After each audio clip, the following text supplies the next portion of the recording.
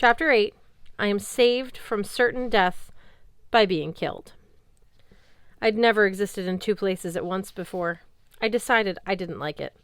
Through the pain, I was dimly aware of the fight in the forest. Grimwolf was about to bite me in half, when suddenly his head bucked upward.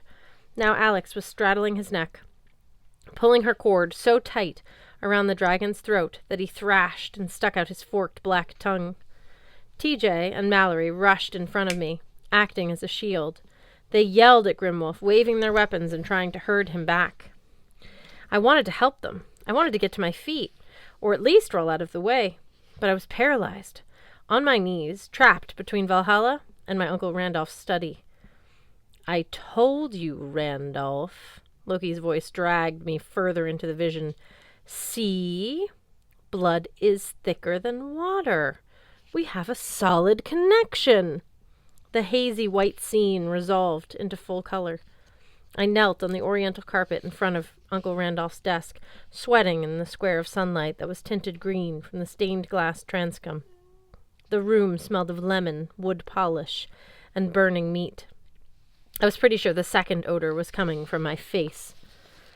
In front of me stood Loki, his tousled hair the color of fall foliage, his delicately sculpted face marred by acid burns across his nose and cheekbones and suture scars around his lips. He grinned and spread his arms in delight. What do you think of my outfit? He was wearing an emerald green tuxedo with a frilly maroon shirt, a paisley bow tie, and a matching cummerbund. If anything about the ensemble could be said to be matching. A price tag dangled from his left coat sleeve. I couldn't speak. I couldn't throw up, as much as I wanted to. I couldn't offer him a free consultation at Blitzen's Best. No? Loki's expression soured. I told you, Randolph. You should have bought me the canary yellow one. A strangled sound came from my throat. Magnus, said Uncle Randolph's voice. Don't listen.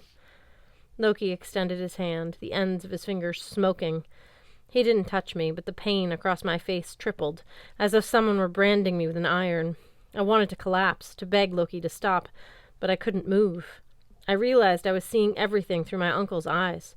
I was inhabiting his body, feeling what he was experiencing. Loki was using Randolph as some sort of agony-operated telephone to contact me. The pain eased, but Randolph's extra weight enveloped me like lead wetsuit. My lungs rattled. My worn-out knees ached. I didn't like being an old man. Now, Randolph, Loki chided. Behave yourself. Magnus, I apologize about your uncle. Where was I? Oh, yes. Your invitation. Meanwhile, in Valhalla, I remained paralyzed on the battlefield, while the dragon, Grimwolf, staggered around, knocking down entire swaths of forest. One of the lindworm's feet caught Mallory Keene, stomping her flat.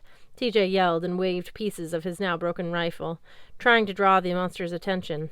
Somehow, Alex Fierro managed to stay on the back of the dragon's neck, tightening her cord as Grimwolf whipped back and forth. A wedding, Loki announced cheerfully. He held up a green invitation and then folded it and tucked it into Randolph's shirt pocket. 5 days from today. I apologize for the short notice, but I hope you can come, especially since it's up to you to bring the bride and the bride prince. Otherwise, well, war, invasion, Ragnarok, etc. A wedding will be much more fun. Now, let's see. How much has Simra told you? My skull constricted until it felt like my brain would come out of my sinus cavity. A ragged scream escaped my lips, but I wasn't sure if it was mine or Uncle Randolph's. From the dragon's neck, Alex yelled, What's wrong with Magnus? TJ ran to my side. I don't know. His head is smoking. That's bad, right? Grab his sword. Alex pulled her cord tighter, causing black blood to trickle down the dragon's neck. Get ready. Oh, dear. Loki tapped me, Randolph, on the nose. The pressure on my head subsided from blackout misery to moderate torture. Simra hasn't shared. The poor thing is embarrassed, I suppose. I understand. It's difficult for me, too, giving away my favorite daughter. They grow up so quickly. I tried to speak. I wanted to say, Go away, you suck, get out of my head and leave Simra alone. It came out as, Gah! No need to thank me, Loki said. Neither of us wants Ragnarok to start just yet, eh? And I'm the one who can help you. It wasn't an easy negotiation, but I can be very persuasive. The hammer in exchange for the bride.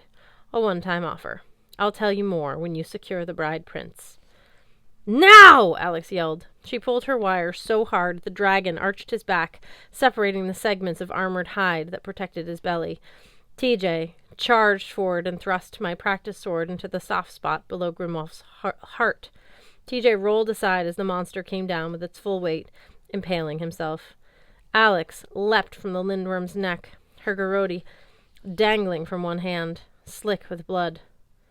Was that Alex I heard? Loki curled his scarred lip. She's not invited to the wedding. She'll ruin everything. In fact, Loki's eyes gleamed with mischief, give her a little present for me. Will you? My lungs tightened, even worse than when I was an asthmatic kid. My body began to superheat. I was in so much pain, my organs seemed to be dissolving into molecules, my skin glowing and steaming. Loki was turning my brain into fire, filling me with flashes of memories that weren't mine, centuries of anger and the need for revenge. I tried to push him out of my head. I tried to breathe. Alex Fierro stood over me, frowning. Her face and Loki's melded together. Your friend is going to explode, Alex said, as if this were a perfectly normal thing to happen to people. TJ wiped his brow. What exactly do you mean, explode? I mean Loki is channeling power through him, Alex said. It's too much. Magnus will blow up, destroying most of this courtyard. I gritted my teeth. I managed to one word. Run. It won't help, Alex told me. Don't worry. I've got a solution.